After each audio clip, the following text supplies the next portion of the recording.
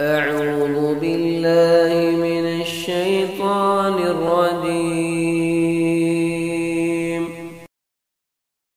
الصلاة والسلام على رسوله الكريم وعلى آله وأصحابه ومن تبعهم بإحسان إلى يوم الدين. أما بعد، أعوذ بالله من الشيطان الرجيم. بسم الله الرحمن الرحيم. قل هو الله أحد الله الصمد لم يلد ولم يولد ولم يكن له كفوا أحد. رب اشرح لي صدري ويسر لي أمري واحلل عقدة من لساني يفقهوا قولي. اللهم لا حول ولا قوة إلا بك. آپ تمام حضرات کا آج کے ہمارے اس ورک شاپ میں ہم استقبال کرتے ہیں. ورک شاپ کا عنوان آپ سب کو بتلا دیا گیا ہے کہ طہارت اور نماز کے احکام و مسائل. یعنی آج کے ورک شاپ میں طہارت اور نماز کے متعلق کچھ باتیں جو ہے آپ کے سامنے رکھی جائے گی،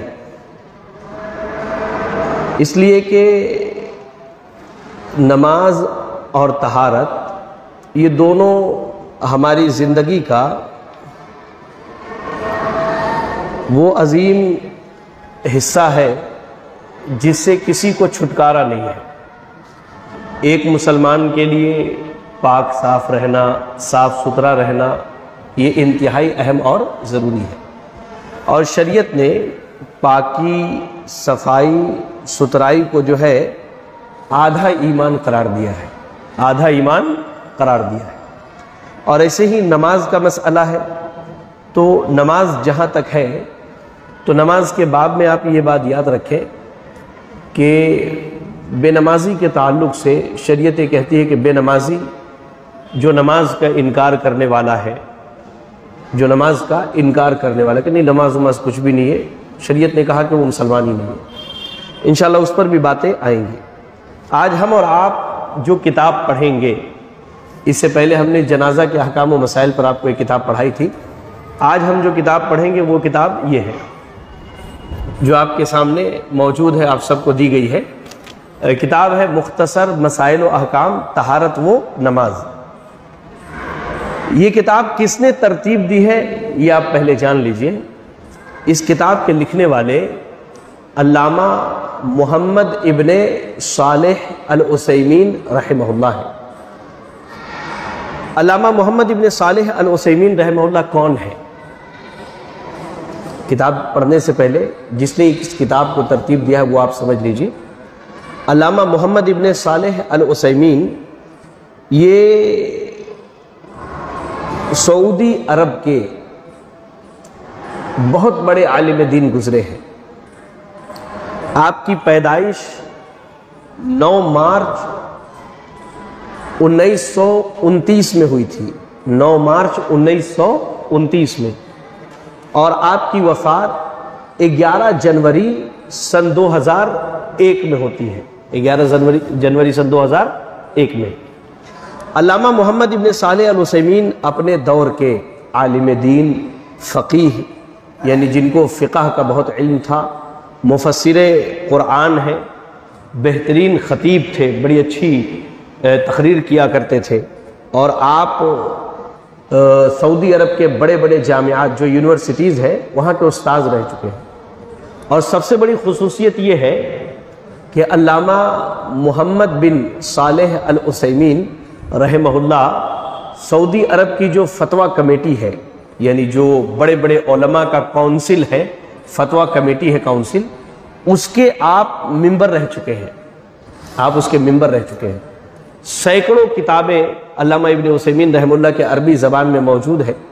بعد میں ان کی وفات کے بعد اور ان کی زندگی میں بھی علماء نے ان کتابوں کا اردو ترجمہ کیا تاکہ ہم جیسے طالب علموں کو پڑھنے کا، سیکھنے کا، سمجھنے کا سنہرا موقع مل سکے.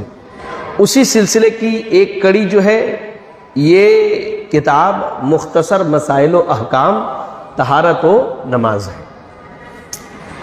اب ہم دیکھتے ہیں، کتاب کھول لیجئے، آپ اپنی اپنی کتابیں جو ہے آپ کھول لیجئے،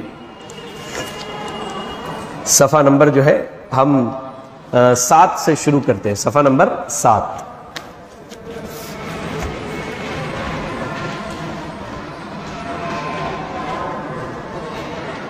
صفحہ نمبر 7 سے ہم شروع کریں گے۔ اس سے پہلے کچھ باتیں میں آپ کو بتلاتا چلوں طہارت کے تعلق سے، ذرا مدد کر دیجئے ان کی۔ جی ہاں جی، اس سے پہلے جو ہے ہم آپ کو بتا دیں، یہاں سے وضو کے تعلق سے بات شروع ہوئی ہے۔ عبدالہادی تھوڑا قریب آ جائیے، آپ لوگ بھی قریب آ جائیے۔ ہاں عبدالہادی قریب آ جائے، مکیور بھائی قریب آ جائیے تھوڑا، ہاں بہتر، ہاں جی۔ ایک چیز یاد رکھیں، وضو بنانے سے پہلے یا وضو کرنے سے پہلے ہم اور آپ واش روم یا حمام کا استعمال کرتے ہیں۔ مسجد میں وضو کے لیے آئے تو سب سے پہلے ہم ٹوائلٹ میں جاتے ہیں، تو ٹوائلٹ کے تعلق سے کچھ باتیں میں آپ کو یہاں پر بتلا دوں۔ یاد رکھیں کہ جب بھی بیت الخلا ٹوائلٹ میں ہم جائیں تو سب سے پہلے اپنا بایاں پیر رکھیں۔ کیا رکھیں گے؟ بایاں پیر۔ حمام میں جب بھی جائیں گے کیا کریں گے؟ بایاں پیر رکھیں گے، اور مسجد میں جب آئیں گے تو سب سے پہلے دایاں پیر رکھیں گے، ٹھیک ہے؟ اب ہم بایاں پیر رکھیں گے، وہاں ایک دعا پڑھنی ہے، یاد ہوگی سب کو، اللہم انی اعوذ بک من الخبث والخبائث، یہ دعا ہے، ٹوائلٹ جانے کی یہ دعا ہے۔ تو اب آپ نے ٹوائلٹ کے اندر جا کر کے پڑھنے سے بہتر ہے کہ آپ باہر ہی اپنے من میں پڑھ لیجئے، اس کے بعد بایاں پیر رکھ کر کے ٹوائلٹ میں جائیے۔ قضاء حاجت کیجئے، قضاء حاجت کرتے وقت 2-3 باتوں کا خیال رکھیں کہ اللہ کے نبی صلی اللہ علیہ وسلم نے قضاء حاجت جن چیزوں سے کی ہے، قضاء حاجت کے بعد جو صفائی ستھرائی کی ہے، اس میں پتھر کا ذکر ملتا ہے اور پانی کا ذکر ملتا ہے۔ کس چیز کا؟ پتھر اور پانی کا ذکر ملتا ہے۔ عموماً ہمارے سماج میں کیا ہے، ہم کہیں راستے میں پانی نہیں ملتا ہے تو ہم ایک اینٹا یا ایک پتھر لیتے ہیں، جبکہ یہ کافی نہیں ہے۔ کم سے کم کتنا ہونا چاہیے؟ 3 اینٹا یا 3 پتھر لینا چاہیے۔ ایک پتھر لینا صفائی ستھرائی کے لیے کافی نہیں ہے۔ اب ہم نے حاجت پوری کر لی۔ کوشش کیجئے کہ جب بھی پیشاب یا پخانے کے لیے بیٹھتے ہیں تو آپ کا چہرہ یا آپ کی پیٹھ قبلے کی طرف نہیں ہونی چاہیے۔ کس کی طرف نہیں ہونی چاہیے؟ قبلے کی طرف، یعنی اتر دکھن بیٹھے یا دکھن اتر بیٹھے، پشچم پورب نہیں بیٹھنا چاہیے، چاہے پیٹھ ہو یا چہرہ ہو، قبلے کی طرف نہیں ہونا چاہیے۔ اس سے بچنا ہے، کوشش کرنی ہے۔ بات سمجھ میں آ گئی؟ چلیں، دوسری اہم چیز، صفائی کرتے وقت یا استنجا کرتے وقت دائیں ہاتھ سے اپنی شرمگاہ کو نہیں چھونا چاہیے۔ دائیں ہاتھ سے اپنی شرمگاہ کو نہیں چھونا چاہیے، بلکہ بائیں ہاتھ کا استعمال کرنا چاہیے صفائی کرنے میں بھی، اور اگر چھونے کی نوبت آئے تو بائیں ہاتھ کو، دائیں ہاتھ سے نہیں چھونا ہے، ٹھیک ہے؟ تیسری اہم بات، صفائی کے لیے پانی یا پتھر کا استعمال کر سکتے ہیں۔ پتھر کم از کم 3 ہونا چاہیے، اور پانی تو معروف ہے۔ ہاں اب ایک چیز ہے، نہ پانی ہے نہ پتھر ہے، اس صورت میں کیا کیجئے گا؟ تو ابھی دیکھیے جدید ایجادات میں ٹیشو پیپر کا استعمال ہوتا ہے، تو آپ ٹیشو پیپر کے 3 گولے بنا لیجئے چھوٹے چھوٹے، اور اس کو استعمال کر سکتے، علماء نے اس کی اجازت دی۔ بات سمجھ میں آئی؟ جی بات سمجھ میں آئی؟ چلے، اس کے بعد جو ہے اب بیت الخلا سے آپ کو نکلنا ہے، بیت الخلا سے آپ کو نکلنا ہے۔ اس سے پہلے 1-2 بات اور سن لیجئے۔ عام طور سے ہمارے یہاں کیا ہوتا ہے کہ ٹوائلٹ سڑکوں پر بنے ہوئے ہیں، کسی بھی دیوار کے کنارے ٹوائلٹ بنا دی گئی ہے، یہ مناسب نہیں ہے، کیونکہ اس میں پردہ پوشی نہیں ہوتی ہے۔ اللہ کے نبی صلی اللہ علیہ وسلم کے بارے میں ایسی حدیث کے الفاظ ہیں، اذا ذهب المذهب ابعد، اللہ کے نبی صلی اللہ علیہ وسلم جب قضاء حاجت کے لیے جاتے تو بہت دور جاتے تھے، اتنے دور چلے جاتے تھے کہ کوئی آپ کو دیکھ نہیں سکتا تھا۔ تو مقصد کیا ہوتا تھا دور جانے کا؟ لوگوں کی نظر سے چھپ جانا، لوگوں کی نظر سے اوجھل ہو جانا۔ تو سڑکوں پر جو ٹوائلٹ بنے ہوئے ہیں روڈ کے کنارے، وہاں استنجا کرنے سے، ٹوائلٹ سے بچنا چاہیے۔ اچھا دوسری اہم بات ہم اپنے سماج میں دیکھتے ہیں، دیکھیں تربیت بچپن سے ہوتی ہے، اب ہم اپنے بچوں کو کیا بولتے ہیں؟ جاؤ جا کر کے نالے میں پخانہ کر کے چلے آؤ. اچھا چھوٹی چھوٹی بچیوں کو بھی بھیج دیتے، نعوذ باللہ. یہ بالکل ادب اور تہذیب کے خلاف ہے. اب بچہ بچپن سے بے پردگی سیکھے گا تو بڑا ہو کر کے بے پردگی ہی کرے گا. وہ گھر کے اندر بنے ہوئے ہیں یا کرائے کے مکان میں رہتے وہاں پر بنے ہوئے ہیں، وہاں ان کو بھیجیے، وہاں ان کو قضاء حاجت کے لیے خود لے کر کے جائیے. آپ سڑکوں کے کنارے، راستوں کے کنارے اور گھر کے باہر نالے میں بچوں کو کبھی بھی قضاء حاجت کے لیے نہ بھیجیں، اس سے ان کی ذہنیت پہ برا اثر پڑتا ہے. ٹھیک ہے. اب آپ کو ٹوائلٹ سے نکلنا ہے تو دعا ہے اس کے لیے، پہلے آپ اپنا دایاں پیر نکالیں گے اور کیا دعا پڑھیں گے؟ غفرانکا. کیا پڑھیں گے؟ غفرانکا. یہ بہت مشہور دعا ہے. پہلی دعا جو ہے اللہم انی اعوذ بک من الخبث والخبائث، اس کا معنی ہے اے اللہ میں تیری پناہ چاہتا ہوں. کس سے؟ من الخبث والخبائث، یعنی گندگی سے، پلیدگی سے، ناپاکی سے، اور جنوں میں سے جو بدماش مرد ہیں اور جو بدماش ان کی عورتیں ہیں ان سے پناہ چاہتا ہوں. آپ کو معلوم ہوگا کہ واش روم، ٹوائلٹ جو ہے ایسی جگہوں پر جو بدماش قسم کے شیطان ہیں وہ رہتے ہیں. اب آپ دعا پڑھ کر کے جائیں گے تو آپ کو تکلیف نہیں پہنچائے گا، آپ اس کے شر سے بچ جائیں گے. اور جب آپ نکلتے ہیں تو کیا دعا پڑھتے ہیں؟ غفرانکا، اے اللہ میں تجھ سے مغفرت کا سوال کرتا ہوں. یا کوئی خاتون ہے تو میں تجھ سے مغفرت کا سوال کرتی ہوں. بات سمجھ میں آئی؟ جی. یہ ہو گیا. وضو کیا ہے؟ وضو کیا ہے تو آپ اپنی کتاب میں دیکھیں. وضو کے بارے میں لکھتے ہیں حدث اصغر. حدث اصغر، حدث کے معنی ہوتے ہیں ناپاکی. حدث کے معنی کیا ہوتے ہیں؟ ناپاکی. اصغر کے معنی ہوتے ہیں چھوٹا یا چھوٹی کہہ لیجئے. تو حدث اصغر یعنی چھوٹی ناپاکی. چھوٹی ناپاکی کیا ہے؟ پیشاب ہے، پخانہ ہے، یا ہوا کا خارج ہونا ہے، یا بہت زیادہ نیند، بہت زیادہ گہری نیند میں سو جانا، یا اونٹ کا گوشت کھانا. آپ کو معلوم ہے اونٹ کا گوشت کھانے سے وضو ٹوٹ جاتا ہے. اونٹ کا گوشت کھانے سے کیا ہے؟ وضو ٹوٹ جاتا ہے، چاہے پکا ہوا کھائیے کچا کھائیے.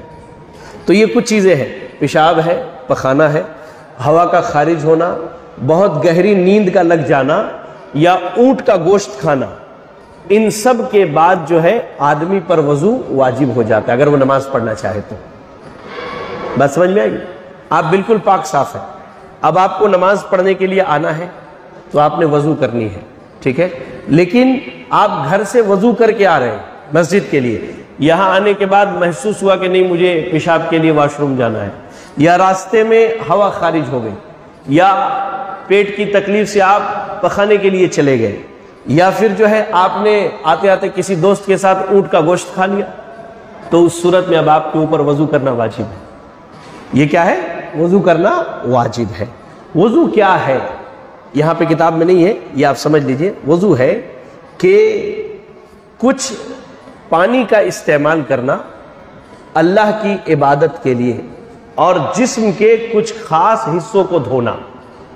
پانی کا استعمال کرتے ہیں کیوں؟ تاکہ اس کے ذریعے اللہ کی عبادت کریں، اور جسم کا کچھ خاص حصہ ہم دھوتے ہیں. وضو کی بہت فضیلت آئی ہے. وضو کی کیا ہے؟ بہت فضیلت آئی ہے. ایک قرآن کی آیت اور دو حدیث آپ کو سناتا ہوں. قرآن کی آیت سورۃ البقرہ آیت نمبر 222، سورۃ البقرہ آیت نمبر 222. اللہ نے فرمایا ان اللہ یحب التوابین ویحب المتطہرین.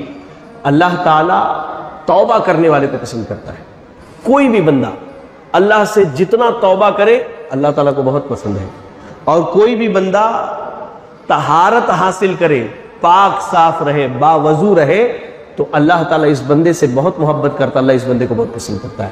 تو وضو کی فضیلت کے لیے کافی ہے کہ بھائی ہم جتنی مرتبہ وضو کریں گے ہم اللہ کو اتنے پیارے اور محبوب بندے بن جائیں گے. ایک حدیث سنیے، صحیح مسلم کی حدیث ہے. اللہ کے نبی صلی اللہ علیہ وسلم نے کہا کہ جب کوئی مسلمان بندہ وضو کرتا ہے اور جب اپنے چہرے کو دھلتا ہے تو پانی کے آخری قطرے کے ساتھ اس کے آنکھ اور چہرے کے جو گناہ ہیں وہ سب جھڑ جاتے ہیں. اس کے بعد بندہ جیسے اپنے ہاتھ کو دھلتا ہے تو پانی کے آخری قطرے کے ساتھ اس ہاتھ سے جتنے گناہ ہوئے ہیں وہ سارے گناہ جھڑ جاتے ہیں. اور بندہ جب اپنے دونوں پیروں کو دھلتا ہے تو پانی کے آخری قطرے کے ساتھ اس نے پیروں سے جو گناہ کیے ہیں وہ سارے گناہ کیا ہے جھڑ جاتے ہیں. اللہ اکبر. یہاں تک کہ بندہ بالکل گناہ سے پاک صاف ہو جاتا ہے. آپ کو مثال دیتا ہوں. ایک کپڑا لائیے اور اس میں بہت گندگی لگی ہوئی ہے. اس کے بعد آپ اس کو کپڑے کو آلہ میں بھگو دیتے ہیں. آلہ آتا ہے نا صاف کرنے کے لیے. اس کے بعد آپ اس کو صابن سے اچھی طرح سے دھلتے ہیں, خوب اچھی طرح سے دھلتے ہیں. دھلنے کے بعد جو ہے جب آپ سکھا کر کے لاتے تو بالکل صاف ہو جاتا ہے. تو آپ دیکھ کر کے خوش ہو جاتے ہیں, اے بھائی ہم نے محنت سے دھلا ہے تو صاف ہو گیا. تو جیسے وہ کپڑا گندگی سے صاف ہو گیا, ویسے ہی اگر آدمی وضو کرے اللہ کے لیے وضو کرے تو کیا ہوتا ہے, آدمی گناہوں سے بالکل صاف ہو جاتا ہے. تو وضو ایک طریقہ ہے گناہوں سے صاف ہونے کا اور گناہوں کو معاف کرانے کا. اس کے بعد کہا, دوسری حدیث صحیح بخاری اور صحیح مسلم کے, بڑی پیاری حدیث ہے. اور میں اس سے پہلے درس حدیث میں ہم نے یہ بیان کیا تھا بدھ کے دن. ابو ہریرہ رضی اللہ تعالیٰ عنہ بیان کرتے ہیں کہ اللہ کے نبی صلی اللہ علیہ وسلم نے ایک دن سیدنا بلال رضی اللہ تعالیٰ عنہ سے کہا, کب؟ فجر کی نماز کے وقت. کہا اے بلال, آپ اس عمل کے بارے میں بتائیے کہ جس کو آپ کرتے ہیں اور آپ کو امید ہے کہ اللہ اس کے بدلے میں آپ کو جنت دے گا. ذرا غور سے سنیں. آپ اس عمل کے بارے میں بتائیے جس کے بارے میں آپ کو امید ہو کہ میں کرتا ہوں تو اللہ تعالیٰ جنت میں جگہ دے گا. تو سیدنا بلال نے پوچھا کیوں؟ کہا اللہ کے نبی نے صلی اللہ علیہ وسلم کہ جب میں معراج میں گیا تو میں نے اپنے آگے, یعنی میں پیچھے ہوں اور آپ میرے آگے چل رہے ہیں, آپ کے جوتے کی آواز سنی میں نے. سبحان اللہ. تو بلال رضی اللہ تعالیٰ عنہ نے کہا اے اللہ کے نبی صلی اللہ علیہ وسلم, بہت زیادہ تو عمل نہیں ہے لیکن ایک عمل ایسا ہے جس کی پابندی کرتا ہوں. کہا کیا ہے؟ کہا دن اور رات میں جب بھی وضو کروں, یعنی کبھی بھی وضو کرتا ہوں میں, چاہے نماز کے لیے ہو یا نماز کے علاوہ وضو کی حالت میں رہتا ہوں, جب بھی وضو کرتا ہوں 2 رکعت نماز پڑھتا ہوں. تو وضو کرنا اور وضو کے بعد 2 رکعت نماز پڑھنا یہ بندے کے لیے کیا ہے؟ جنت میں جانے کا سبب ہے. یہ بندے کے لیے کیا ہے؟ جنت میں جانے کا سبب ہے. چلیں اب جو ہے وضو کی کیفیت ہم دیکھتے ہیں کہ وضو کیسے کرنا ہے. آپ اپنی کتاب میں دیکھیے. سب سے پہلی چیز, دل سے وضو کی نیت کرے. جی ہاں, دل سے کیا ہے؟ وضو کی نیت کرے. دل میں یہ ارادہ ہونا چاہیے کہ میں وضو کرنے والا ہوں یا وضو کرنے والی ہوں. دل سے یہ نیت کرے. زبان سے الفاظ ادا نہیں کرنا ہے, کیونکہ نبی صلی اللہ علیہ وسلم جب بھی وضو کرتے تھے, چاہے نماز کے لیے ہو یا کوئی دوسری عبادت کے لیے, جیسے قرآن کی تلاوت کے لیے یا ذکر و اذکار کے لیے, تو اللہ کے نبی صلی اللہ علیہ وسلم زبان سے الفاظ ادا نہیں کرتے تھے. کیونکہ آپ خود سوچ کے دیکھیے, علماء کہتے ہیں کہ نیت جو ہے وہ دل سے ہونی چاہیے. نیت کی اصل جگہ کہاں ہے؟ دل ہے. آپ دیکھیے, آپ گھر سے نکلتے ہیں اگر وضو کر کے, تو آپ کی کیا نیت ہوتی ہے کہ میں ظہر کی نماز کے لیے جا رہا ہوں. یعنی جب گھر میں وضو کرتے تو آپ کے دل میں یہ چیز ہوتی ہے کہ میں ظہر کی نماز کے لیے وضو کر رہا ہوں. قرآن کی تلاوت کے لیے آپ جب وضو کرنا چاہتے تو وہ بات آپ کے دل میں ہوتی ہے کہ میں قرآن کی تلاوت کے لیے وضو کرنے والا ہوں. ٹھیک ہے, تو وضو کے لیے زبان سے نیت کے کوئی الفاظ نہیں ہیں. زبان سے نیت کے کوئی الفاظ نہیں ہیں. اور اللہ تعالی ہمارے دلوں کے حال کو بہتر جانتا ہے. اللہ ہمارے دلوں کے حال کو بہتر جانتا ہے. ہمارے بغل میں بیٹھا ہوا آدمی نہیں جانتا ہمارے دل میں کیا چل رہا ہے, لیکن اللہ رب العالمین کو معلوم ہے کہ ہمارے دل میں کیا چل رہا ہے. اسی لیے اس کے زبان سے اظہار کرنے کی ضرورت نہیں ہے. پھر سب سے پہلے بسم اللہ کہیں گے. وضو کرنے سے پہلے کیا کہیں گے؟ بسم اللہ. کیا کہیں گے؟ بسم اللہ. اس کے بعد بسم اللہ کے معنی کیا ہوتے ہیں؟ شروع کرتا ہوں اللہ کے نام سے, یا اللہ کے نام سے شروع کرتا ہوں. اس کے بعد جو ہے دونوں ہاتھوں کو 3 مرتبہ دھوئیں گے. دونوں ہاتھ یہاں تک, کلائی تک. دیکھ لیجیے آپ, یہ دونوں ہاتھ کیا ہے؟ کلائی تک. پانی اس طرح لیا 1 مرتبہ, پھر دوسری مرتبہ, پھر کیا ہے؟ تیسری مرتبہ. 3 مرتبہ دھلنے کے بعد صفحہ نمبر 8 پر دیکھیے آپ, ایسے پلٹیے کتاب, ہاں ادھر ہے, ہاں وہی صفحہ نمبر 8 ہے. پھر 3 مرتبہ جو ہے آپ نے کلی کرنا ہے اور ناک کی صفائی کرنی ہے. تو دو صورتیں ہیں اس کی. ایک صورت یہ کہ الگ الگ کیجئے, 3 مرتبہ پانی لے کر کے کلی کر لیجئے اور پھر 3 مرتبہ ناک میں پانی چڑھائیے. اور دوسری صورت جو ہے وہ یہ ہے کہ ایک ہی چلو پانی لیجئے, آدھا پانی منہ میں ڈالیے اور آدھا ناک میں چڑھائیے, پھر لیجئے, پھر منہ میں ڈالیے اور ناک میں چڑھائیے, پھر لیجئے, منہ میں ڈالیے اور ناک میں چڑھائیے. یہ 3 مرتبہ کرنا ہے. پھر جو ہے اس کے بعد چہرے کو 3 مرتبہ دھلیے, چہرے کو 3 مرتبہ دھلیے. اور چہرہ کسے کہتے ہیں یہ سمجھ لیجئے آپ. آپ دیکھیں یہاں سے, جہاں سے آپ کے بال شروع, یہاں سے لے کر کے یہ داڑھی کے تھوڑ تک, یہ اور یہ دونوں کان کے لو تک, یہ یہاں تک, یہاں تک, یہ حصہ مکمل کیا ہے, یہ چہرے میں داخل ہے. یہ کیا ہے, چہرے میں داخل ہے. چہرے کو دھلیے. اور داڑھی ہے اگر تو آپ جیسے ایک مرتبہ چہرے کو دھل لیا, اچھی طرح سے پورا رگڑ لیا آپ نے, اب دوسری مرتبہ پانی لے کر کے اس طرح سے داڑھی کو کیجیے اور داڑھی جو ہے بالکل بھگا کے ایسے خلال کر لیجیے. اور تیسری مرتبہ پھر پانی لیجیے آپ اور پھر اس طرح سے چہرے کو مکمل دھل لیجیے. یہ چہرہ آپ کا دھلا گیا 3 مرتبہ. اب اس کے بعد جو ہے پھر انگلیوں کے پوروں سے لے کر کے کہونی تک دایاں ہاتھ, پھر انگلی کے پور سے لے کر کے کہونی تک بایاں ہاتھ, 3 مرتبہ دھلنا ہے. آپ اس طرح سے پانی لیجئے اور یہ دھل لیا آپ نے, پھر دوسری مرتبہ پانی لیا آپ نے, دھل لیا, پھر تیسری مرتبہ پانی لیا, دھل لیا.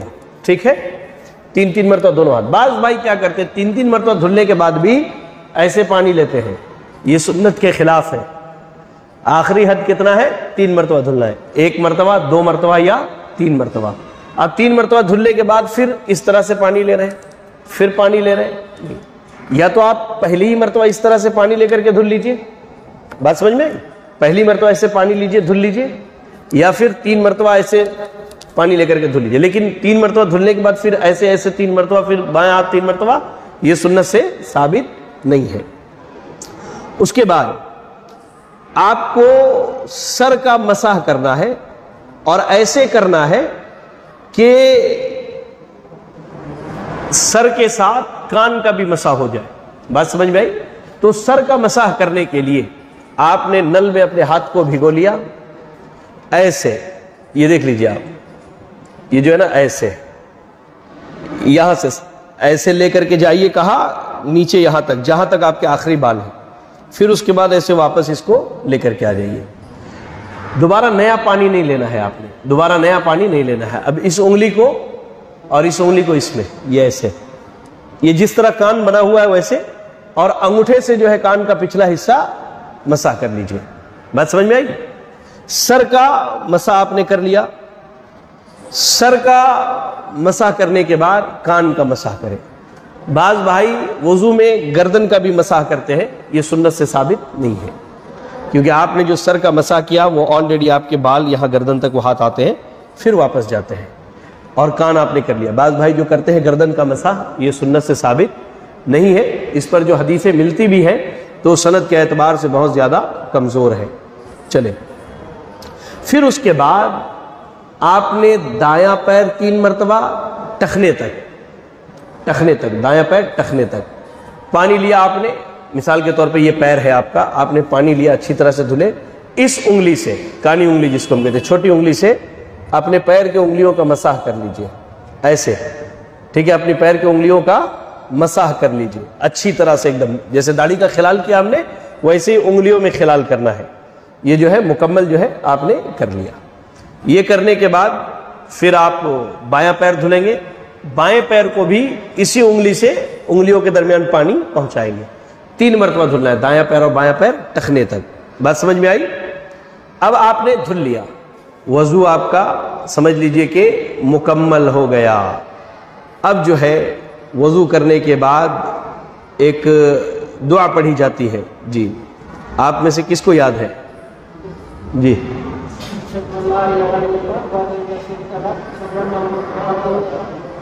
ماشاءاللہ, بہت آسان دعا ہے.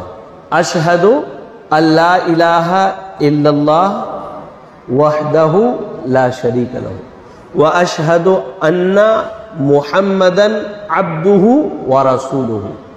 یہ دعا یاد کر لیجیے آپ سب. کیوں اس کی بڑی فضیلت ہے. اگر آپ نے وضو کر لیا اور وضو کرنے کے بعد جو ہے یہ دعا پڑھ لی تو کہا اللہ کے نبی صلی اللہ علیہ وسلم نے فتحت له ابواب الجنت الثمانیہ يدخل من ایہا شاء. یہ صحیح مسلم کی حدیث صحیح ہے. اللہ تعالیٰ اس کے لیے جنت کے 8 دروازے کھول دیتا ہے. وضو کرنے کے بعد اگر یہ دعا پڑھتے ہیں اشہد اللہ الہ الا اللہ وحدہ لا شریک لہ واشہد ان محمدا عبدہ ورسولہ. ٹھیک ہے. ایک اور دعا ہے اللہم اجعلنی من التوابین واجعلنی من المتطہرین. تو یہ دعا اگر آپ پڑھ لیتے ہیں اشہد ان لا الہ الا اللہ وحدہ لا شریک لہ واشہد ان محمدا عبدہ ورسولہ، تو اللہ کے نبی صلی اللہ علیہ وسلم نے فرمایا اللہ تعالیٰ جنت کے 8 دروازوں کو کھول دیتا ہے. قیامت کے دن جنت کے 8 دروازے کھول دیے جائیں گے اور کہا جائے گا جس دروازے سے چاہو جنت میں چلے جاؤ. یہ آپ کا وضو جو ہے مکمل ہو گیا. آپ کا وضو کیا ہے؟ مکمل ہو گیا. ایک چیز میں آپ کو بتلاؤں، وضو کے باب میں کچھ اہم چیزیں ہیں جو یہاں کتاب میں نہیں ہے. سب سے پہلی چیز یہ ہے کہ بعض بھائی کیا کرتے ہیں، جسم کے ہر حصے کو دھوتے وقت جو ہے کیا کرتے ہیں، ایک دعا پڑھتے ہیں. وہ سنت سے ثابت نہیں ہے. وضو کی ابتدا بسم اللہ کر کے کرنی ہے، بس کافی ہے. بسم اللہ پڑھ لیا آپ نے، وضو کر لیا. وضو کرنے کے بعد دعا پڑھنی ہے. اچھا بعض بھائی کیا کرتے ہیں، جیسے اشہد ان لا الہ الا اللہ وحدہ لا شریک لہ پڑھتے ہیں تو اپنی انگلی کو ایسے اٹھاتے ہیں شہادت کی، یا آسمان کی طرف ایسے دیکھتے ہیں. یہ بھی سنت کے خلاف ہے. یہ بھی کیا ہے؟ سنت کے خلاف ہے. آپ نے نارمل عام حالت میں دعا پڑھنی ہے. بات سمجھ میں آئی؟ اب آپ نے دعا پڑھ لی، سبحان اللہ، آپ کا وضو جو ہے مکمل ہو گیا. اب وضو کے بعد دوسری چیز ہے غسل. کیا ہے؟ غسل کرنا. وضو کے بعد کیا ہے؟ غسل کرنا. یہاں لکھتے ہیں کہ حدث اکبر، حدث کے معنی ناپاکی اور اکبر کے معنی کیا ہوتا ہے؟ بڑا، یعنی بڑی ناپاکی. ایک چھوٹی ناپاکی جس میں پیشاب، پخانہ، ہوا کا خارج ہونا، گہری نیند، یا پھر جو ہے اللہ رحم کرے اونٹ کا گوشت کھانا. تو وہ گہری نیند اور اونٹ کا گوشت کھانا ناپاکی نہیں ہے، لیکن اسے حدث اس لیے کہا جاتا ہے کہ اس سے وضو ٹوٹ جاتا ہے. اس سے کیا ہے؟ وضو ٹوٹ جاتا ہے. اب ایک چیز ہے بڑی ناپاکی، جیسے جنابت اور حیض وغیرہ سے واجب طہارت کا حاصل کرنا غسل کہلاتا ہے. جنابت یعنی میاں بیوی کے ملنے کے بعد آدمی اور عورت کو جو ناپاکی حاصل ہوتی ہے وہ. ایسے ہی عورت کے جو خاص مہینے میں جو ایام ہوتے ہیں انہیں ایام حیض کہتے ہیں، عورت جب اس سے پاک ہوگی تب. ایسے ہی بچے کی پیدائش کے بعد جو 15 دن 20 دن یا 40 دن جو خون یا بلڈ آتا ہے، اس کے بعد جب عورت نہائے گی، دھلے گی، پاکی حاصل کرے گی وہ، یا عام حالت میں سوتے ہوئے انسان کا ناپاک ہو جانا، تو یہ سب چیزیں کیا ہے؟ حدث اکبر کہلاتا ہے. اس میں وضو کافی نہیں ہے. اس میں کیا ہے؟ وضو کافی نہیں ہے. اس کے لیے غسل کرنا ہے. اس کے لیے کیا کرنا ہے؟ غسل کرنا ہے. اب غسل کا طریقہ یہاں پر بیان کیا جا رہا ہے. سب سے پہلا دیکھیے آپ کہ دل سے نیت کرے، اور نیت کے لیے الفاظ زبان سے نہیں کہیں، دل سے نیت کرنا ہے کہ بھائی میں یہ جو ہے غسل کرنے جا رہا ہوں. اور ہوتا بھی ایسا ہی ہے، ہر آدمی جانتا ہے اگر گرمی لگ رہی ہے، نہانا ہوتا ہے تو دل میں خیال رہتا ہے ربا بہت گرمی ہے، کیا ہے بہت گرمی ہے، شام ہو گیا نہا لیتے ہیں.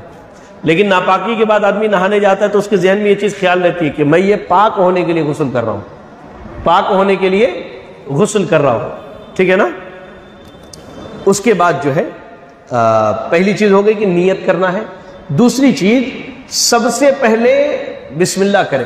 سب سے پہلے کیا ہے؟ بسم اللہ کریں. اس کے بعد جو ہے یہاں وہ چیز ذکر نہیں ہے، میں آپ کو بتا دیتا ہوں. اپنے بائیں ہاتھ سے اپنے شرمگاہ کی صفائی کریں.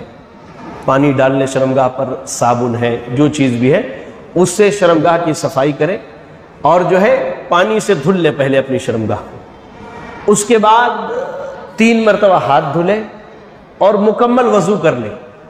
کیا کریں؟ مکمل وضو کر لیں. بات سمجھ میں آئی؟ 3 مرتبہ ہاتھ دھلنے کے بعد کیا ہے؟ مکمل وضو کر لینا ہے۔ وضو کرنے کے بعد پھر دونوں ہاتھ سے ایسے چلو بنا کے سر پہ 3 مرتبہ پانی ڈالے۔ کتنی مرتبہ؟ ایسے چلو میں لے کے 1 مرتبہ ایسے پورا بال بھگو لیے، پھر دوسری مرتبہ اور پھر تیسری مرتبہ۔ یہ کرنے کے بعد اب آپ اپنے پورے جسم پہ پانی بہا لیجئے، صابن وابن لگائیے اور نہا لیجئے۔ یہ غسل کا طریقہ ہے۔ ایک طریقہ یہ ہو گیا۔ دوسرا طریقہ بھی ہے جو یہاں پہ ذکر نہیں ہے، ویسے ہی آپ کو ابھی پیج نہیں پلٹے، یہاں ذکر نہیں ہے، میں آپ کو دوسرا طریقہ بتا دے رہا ہوں۔ ویسے ہی آپ نے اپنی شرمگاہ کی صفائی کر لی، ہاتھ وغیرہ دھل لیا، آپ وضو کیجئے لیکن مکمل وضو مت کیجئے، پیر مت دھلیے۔ وضو کر لیا آپ نے، پیر نہیں دھلا، سر پہ 3 مرتبہ پانی ڈالا، اچھی طرح سے جسم پہ پانی بہا لیا، صابن وابن لگا لیے، غسل مکمل کر لیے، سائیڈ ہٹ کے آپ پیر پہ پانی ڈال لیجئے۔ یہ آپ کا غسل اور وضو دونوں ہو گیا۔ اب دیکھیے جو ہم نے طریقہ بتایا اس طریقے سے آپ اگر وضو کر کے غسل کرتے ہیں تو اس وضو سے آ کے نماز پڑھ سکتے ہیں، لیکن شرط کیا ہے کہ نہاتے وقت شرمگاہ پہ ہاتھ نہیں پڑنا چاہیے، ڈائریکٹ صفائی ستھرا۔ نہاتے وقت لنگی کے اوپر سے، پینٹ کے اوپر سے اگر شرمگاہ پر ہاتھ پڑ جائے یا پاجامے کے اوپر سے تو کوئی حرج کی بات نہیں، لیکن بغیر کپڑے کے اگر ہاتھ پڑ جائے تو اس سے آپ کا وضو ٹوٹ جاتا ہے۔ غسل کرنے کے بعد کاٹ دو، غسل کرنے کے بعد جو ہے اب آپ نے کیا ہے دوبارہ سے جو ہے وضو کرنے کی ضرورت پڑے گی آپ کو۔ غسل کرنے کے بعد جو ہے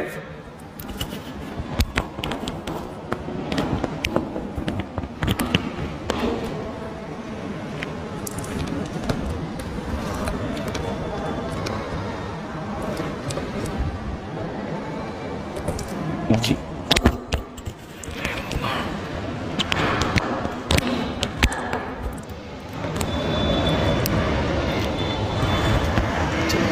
ہاں، تو غسل کرنے کے بعد اگر شرمگاہ پہ ہاتھ پڑ جائے تو آپ نے دوبارہ سے وضو کرنا ہے، ورنہ وضو نہیں کرنا ہے۔ اسی وضو سے آپ آ کر کے نماز انشاءاللہ پڑھ سکتے ہیں۔ چلیں، اب تو یہ ہو گیا وضو اور غسل۔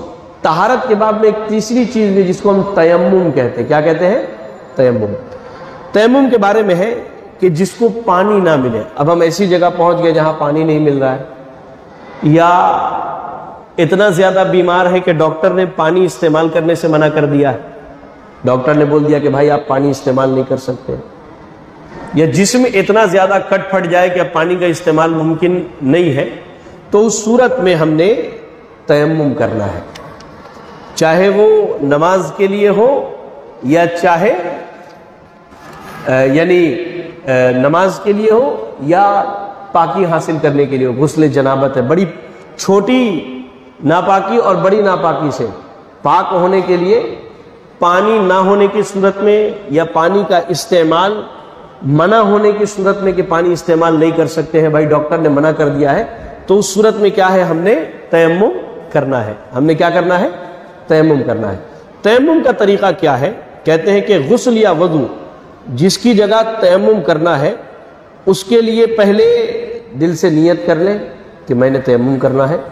دوسری چیز، زمین پر یا زمین سے متصل دیوار وغیرہ پہ مٹی پر، پہلے تو مٹی ہونی چاہیے، اگر مٹی نہیں مل رہی ہے، پاک صاف مٹی نہیں ہے تو اس صورت میں دیوار پر بھی ہاتھ مار سکتے ہیں۔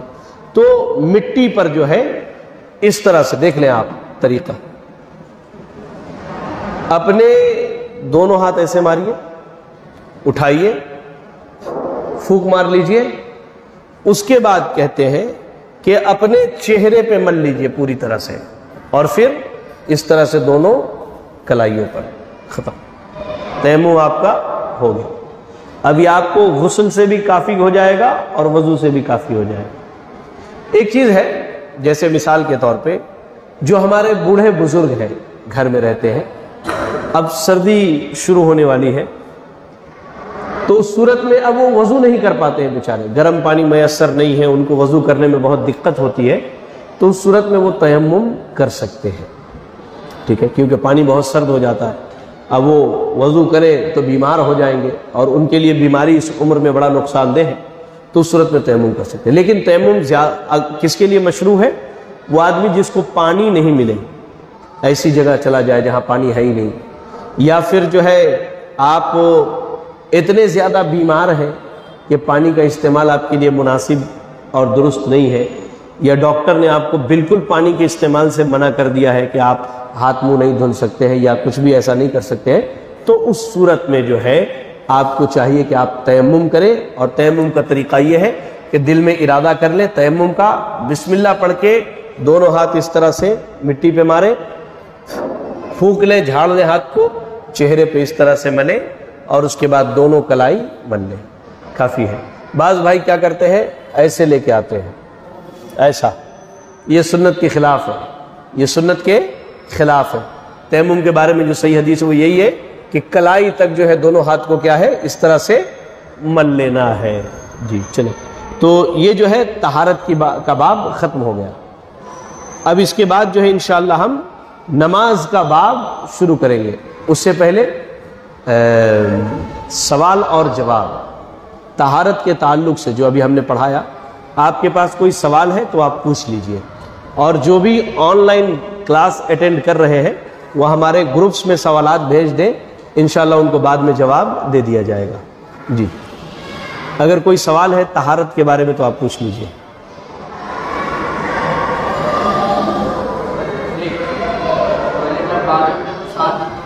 ہاں یہ اچھا سوال ہے۔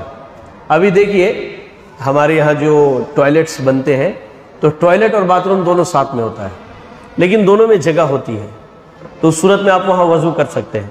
وضو کرتے وقت اونچی آواز میں بسم اللہ نہیں کہیں گے، دل میں آپ بسم اللہ کہہ لیں، کافی ہے آپ کے لیے جی، اور وہاں وضو کر سکتے ہیں۔ لیکن ایک چیز کیا ہے، یہ دیکھنا ہے کہ جہاں وضو کرتے ہیں وہاں پیشاب وغیرہ کے چھینٹے نہ آتے ہوں۔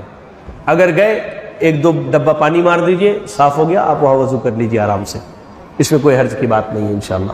جی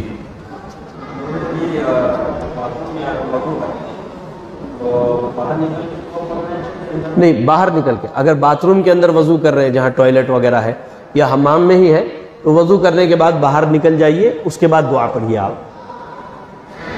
جی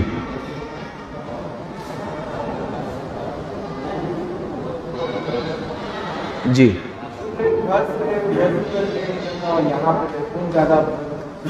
ہاں، گھر سے وضو کر کے، بھائی کا سوال ہے ہمارے واصف صاحب کا کہ گھر سے وضو کر کے آنا وہ زیادہ افضل ہے یا مسجد میں آ کے وضو کرنا وہ زیادہ افضل ہے؟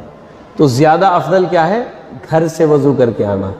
اللہ کے نبی صلی اللہ علیہ وسلم نے فرمایا کہ جو گھر سے وضو کر کے آئے نماز کے لیے تو اس کے ہر قدم کے بدلے ایک گناہ معاف کیا جاتا ہے، ایک درجہ بلند کیا جاتا ہے، ٹھیک ہے، اور ایک نیکی لکھی جاتی ہے، تو وہ زیادہ بہتر ہے۔ گھر سے وضو کر کے آنا نماز کے لیے یہ زیادہ بہتر ہے۔ جی فرمائیے۔ ہاں یہ بڑا اہم مسئلہ ہے، میں نے دیکھا ہے بہت سارے لوگوں کو کہ کھانا کھاتے وقت بسم اللہ الرحمن الرحیم، وضو کرتے وقت بسم اللہ الرحمن الرحیم نہیں، بسم اللہ الرحمن الرحیم صرف قرآن کی تلاوت کے وقت، چاہے آپ نماز میں پڑھیں یا غیر نماز میں۔ جب آپ قرآن کی تلاوت کرتے ہیں تو دو چیز پڑھتے ہیں، اعوذ باللہ من الشیطان الرجیم، بسم اللہ الرحمن الرحیم۔ تو قرآن کی جب تلاوت کریں گے تب بسم اللہ الرحمن الرحیم پڑھیں گے مکمل، یا نماز میں جب سورۃ الفاتحہ یا دوسری سورت پڑھیں گے تو بسم اللہ الرحمن الرحیم مکمل پڑھیں گے۔ اس کے علاوہ جتنے کام میں بسم اللہ کا ذکر ہے، حدیث کے جو الفاظ ہیں وہ یہی ہے کہ اللہ کے نبی نے کہا سم اللہ۔ جیسے ایک مرتبہ آپ کے سامنے کھانا لگایا گیا تھا، ٹھیک ہے، تو ایک چھوٹا بچہ جو ہے پلیٹ سے ادھر ادھر سے کھا رہا تھا، تو اللہ کے نبی نے کہا یا غلام سم اللہ، اے بچے بسم اللہ کہو۔ وضو میں جو الفاظ ہیں بسم اللہ کا ذکر ہے، صرف بسم اللہ الرحمن الرحیم نہیں۔ ہاں بسم اللہ الرحمن الرحیم کہاں ہے؟ قرآن کی تلاوت کرتے وقت، نماز میں مکمل بسم اللہ الرحمن الرحیم پڑھیں۔ لیکن جب ہم وضو کرنے جائیں، کھانا کھانے جائیں، مسجد کے اندر آئیں یا کوئی بھی کام، گھر کا دروازہ بند کرتے ہیں یا دروازہ کھولتے ہیں تو بسم اللہ، صرف بسم اللہ۔ لیکن بسم اللہ الرحمن الرحیم نماز میں قرآن کی تلاوت میں یہ کرنا ہے. جی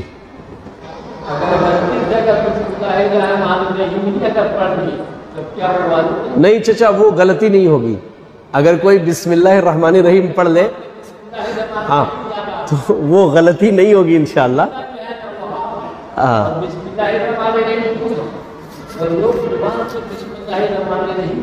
دیکھیں بسم اللہ ہاف ہے اور بسم اللہ الرحمن الرحیم فل ہے، بات صحیح ہے آپ کی، لیکن دیکھنا یہ ہے کہ اللہ کے نبی نے کیا کیا ہے صلی اللہ علیہ وسلم.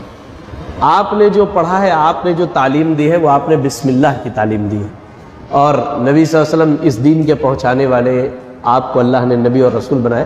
ہماری ذمہ داری ہے کہ ہم نبی کے پیچھے چلیں، آپ کی راہ پر چلیں، آپ کی اتباع کریں. تو آپ صلی اللہ علیہ وسلم نے بسم اللہ کہا ہے تو بسم اللہ کہیں گے. آپ نے قرآن کی تلاوت کے وقت نماز میں بسم اللہ الرحمن الرحیم کہا ہے، وہاں بسم اللہ الرحمن الرحیم کہیں گے. ہاں اگر کوئی بسم اللہ الرحمن الرحیم پڑھ لے تو کوئی حرج کی بات نہیں، اس کے لیے کوئی حرج کی بات نہیں انشاءاللہ. جی اور کوئی سوال؟ نماز ہاں آپ وضو کر کے نماز کے لیے کھڑے ہوئے اور نماز کے دوران ہوا خارج ہو جائے تو آپ کی وضو ٹوٹ گئی، اور جب وضو باقی نہیں تو اب نماز بھی نہیں پڑھ سکتے. تو آپ صورت میں نماز چھوڑ دیں گے، جا کر کے وضو کریں گے، اس کے بعد آ کر کے جہاں سے امام جہاں سے نماز پڑھا وہ آپ پکڑ لیں گے. مثال کے طور پہ آپ ظہر کی نماز پڑھ رہے ہیں اور ایک رکعت کے بعد آپ کی ہوا خارج ہو گئی، آپ گئے وضو کر کے آئے اور آپ آئے تو امام دوسری رکعت میں بیٹھے ہیں، تو آپ آ کے بیٹھ جائیں گے تشہد میں، اللہ اکبر کہہ کے نیت باندھیں گے، دعا پڑھیں گے اور اللہ اکبر کہہ کے تشہد میں بیٹھ جائیں گے. جب امام سلام پھیر لے تو آپ اٹھ کے 2 رکعت اپنی پڑھ لیں گے. تو جو نماز پہلے پڑھے ہیں وہ نماز شمار نہیں ہوگی. ٹھیک ہے جی چلیں. ہاں تو اس کے لیے شریعت نے ضابطہ بتایا ہے کہ اگر آپ پہلی صف میں نماز پڑھ رہے ہیں اور اس طرح کا کوئی معاملہ ہو تو اس صورت میں ایسے منہ پر ہاتھ رکھ لیجئے،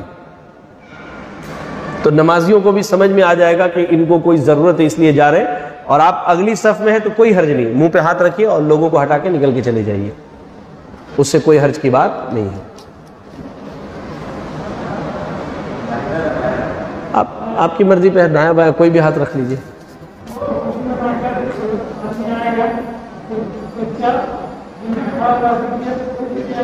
ہاں وضو بنا کر کے آئے، اگر شرمگاہ پر نگاہ پڑ جائے چاہے بچے کے بڑے کے تو اس سے وضو نہیں ٹوٹتا ہے جب تک کہ شرمگاہ کو ہاتھ نہ لگا. ٹھیک ہے جی جی. نماز پڑھتے اور جو لوٹا دیں لوگ یہ ایسے بھی کیا جاتا ہے ایسے بھی کرتا ہے، یہی چھوڑ نماز میں وہ چیز آئے گی انشاءاللہ. ابھی تھوڑی دیر انشاءاللہ اس کو تفصیل سے بتائیں گے، نماز میں وہ چیز آئے گی. آپ نے جو سوال کیا ہے کہ رفع الیدین کا طریقہ کیا ہے، انشاءاللہ نماز کے باب میں وہ چیز ہے، نماز کے باب میں وہ آئے گی وہ چیز. تو انشاءاللہ 10 منٹ آپ نہیں فارغ ہو جائیے، 10 منٹ کے بعد کلاس دوبارہ شروع ہوگی، نماز کا طریقہ بتایا جائے گا. ہاں انشاءاللہ. تو ابھی جو ہے آپ کے لیے مختصر سے ناشتے کا اور چائے کا اہتمام ہے، چائے ناشتہ کر لیجئے، اس کے بعد جو ہے انشاءاللہ پھر کلاس کو آگے بڑھائیں گے. اور جو آن لائن ہے وہ اطمینان رکھیں، دوبارہ سے جو ہے انشاءاللہ لنک شیئر کیا جائے گا. جزاکم اللہ خیر. السلام علیکم ورحمۃ اللہ وبرکاتہ.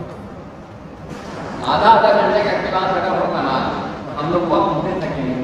گھر میں جا کے کھانا وغیرہ بھی بنا سکتے ہیں. اپنا آدمی ہے ہمارے لیے